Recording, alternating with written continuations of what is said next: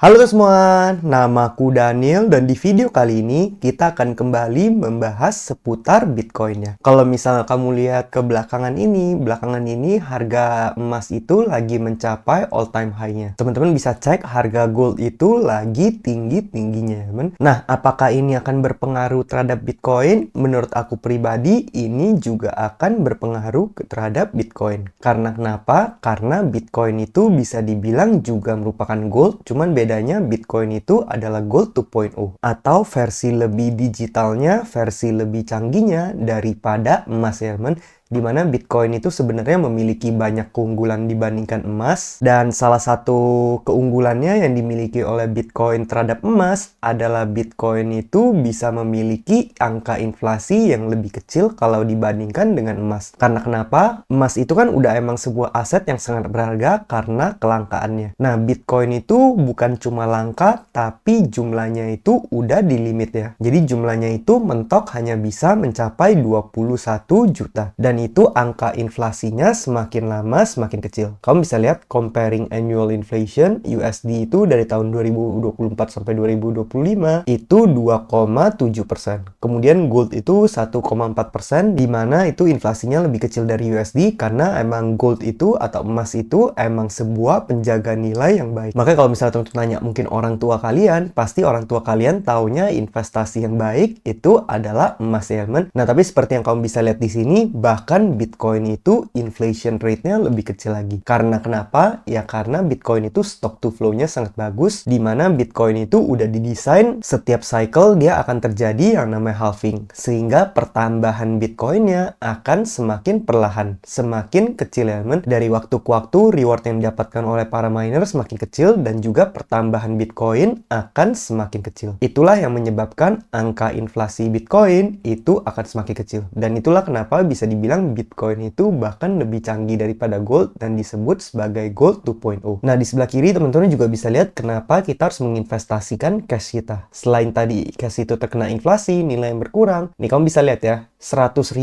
pada tahun 2000 the same as 179.467 today. $100.000 pada tahun 1980 setara dengan $379.467 saat ini. Kemudian $100.000 pada tahun 1960 setara dengan $1.063.000 saat ini. Itulah kenapa kamu harus menginvestasikan cash kamu, tidak hanya menyimpannya aja atau menabung cash kamu. Karena cash itu nilainya semakin lama semakin berkurang. Nah, berikutnya nih ada video menarik banget, tapi ini cuma meme aja teman. Gold dibandingkan dengan Bitcoin. Emas versus Bitcoin. Manakah investasi yang terbaik?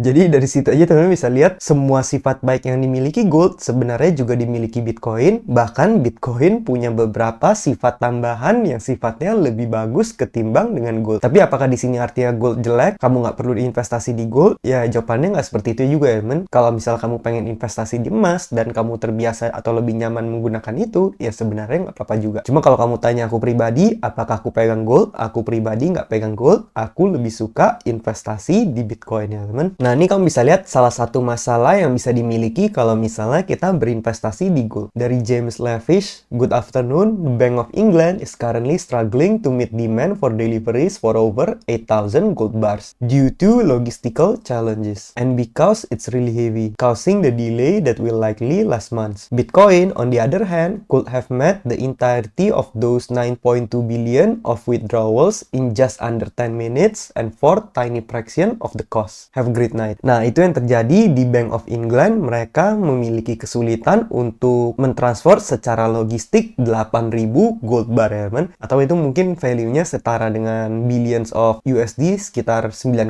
billion. Sedangkan kalau misalnya kita menggunakan Bitcoin, kita nggak bakal mengalami hal seperti itu. Karena Bitcoin itu kan emang nggak ada wujud fisiknya, berbeda dengan gold. Kalau kamu mau pindahin gold, itu susah banget. Contohnya kalau misalnya nanti kenapa-napa, terus kamu pengen pindah ke luar negeri membawa semua aset kamu. Apakah bisa kamu membawa semua gold kamu, apalagi kalau aset kamu dalam jumlah besar? Bisa-bisa kamu di bandara, di pesawat langsung dipertanyakan itu gold dari mana, kamu dikira nyorong gold ya, teman. Sedangkan Bitcoin, kamu tinggal hafalin 12 kata, kamu udah set kemanapun bisa dengan mudah. Nih kamu bisa lihat salah satu contoh, someone just move 11,000 Bitcoin worth 1,1 billion around the world for only 1,5 USD. Di 16 Januari 2025, dalam 4 menit, dia ngirim 11.000 Bitcoin. Dan itu diprosesnya hanya dengan membayar 1.500 Satoshi. 1.500 Satoshi saat itu kalau didolarin sekitar $1,5 ya, men. Nah, apakah gold bisa seperti itu? Ya, jawabannya nggak bisa. Karena gold itu bersifat fisik, sedangkan Bitcoin itu sifatnya adalah digital. Itulah kenapa Bitcoin disebut sebagai Gold 2.0. Ini asetnya bersifat global dan dapat kamu pindahkan dengan sangat mudah secara cross-border. Itulah kenapa Bitcoin menjadi aset yang sangat berharga. Nah, berikutnya selain Bitcoin kita bandingkan dengan gold, Bitcoin juga bisa dibilang sebagai properti digital karena sifatnya yang mirip properti. Dimana properti itu jumlahnya terbatas dan properti itu ada limitnya juga ya, men. Karena jumlah tanah di bumi ya hanya segitu aja, nggak bisa diciptakan lagi. Makanya properti dari waktu ke waktu harganya semakin meningkat. Tapi Bitcoin kalau misalnya kita bandingkan dengan properti pun sebenarnya Bitcoin itu perkembangan atau kenaikannya lebih tinggi. Maka kamu bisa lihat di grafik ini adalah median US house price atau rata-rata nilai rumah di Amerika. Cuman dalam grafik ini dibandingkannya dengan Bitcoin. Kamu bisa lihat tahun 2012 mungkin satu rumah setara dengan 13.000 Bitcoin. Di tahun 2013 hanya setara 246 Bitcoin. 2014 setara 651, 2015 setara 517, dan kamu bisa lihat dari waktu ke waktu Bitcoin yang diperlukan untuk membeli rumah semakin kecil. 2020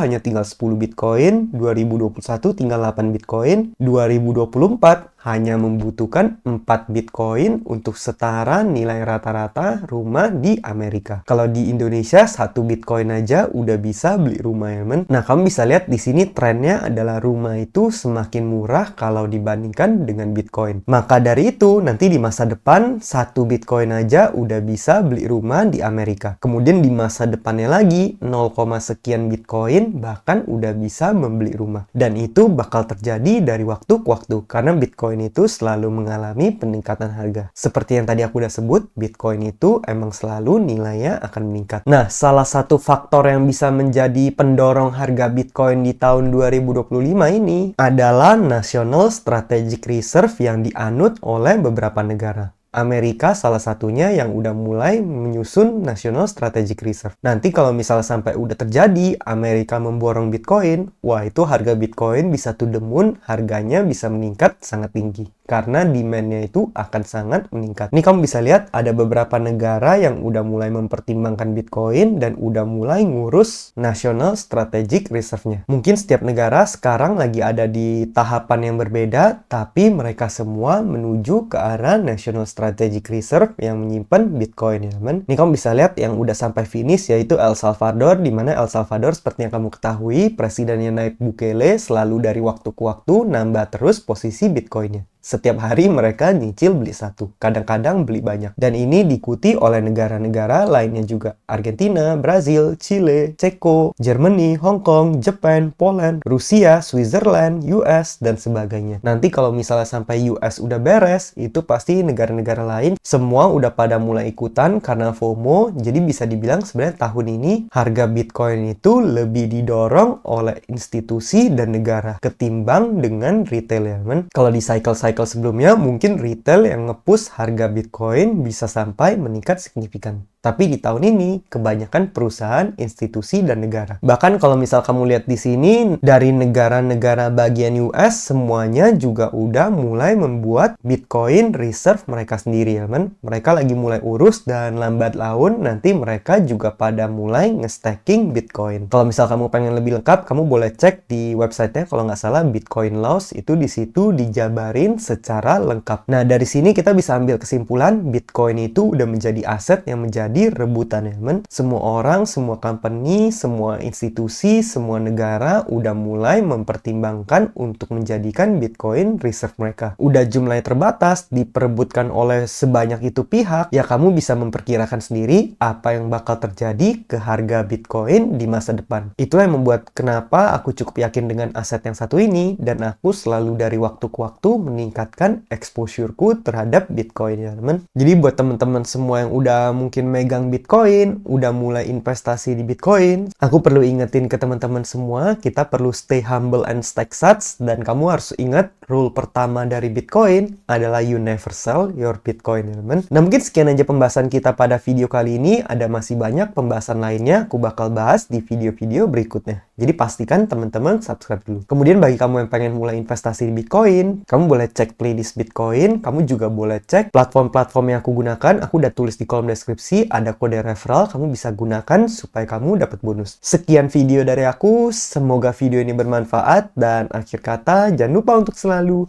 invest in yourself. Sampai jumpa di video berikutnya. Bye!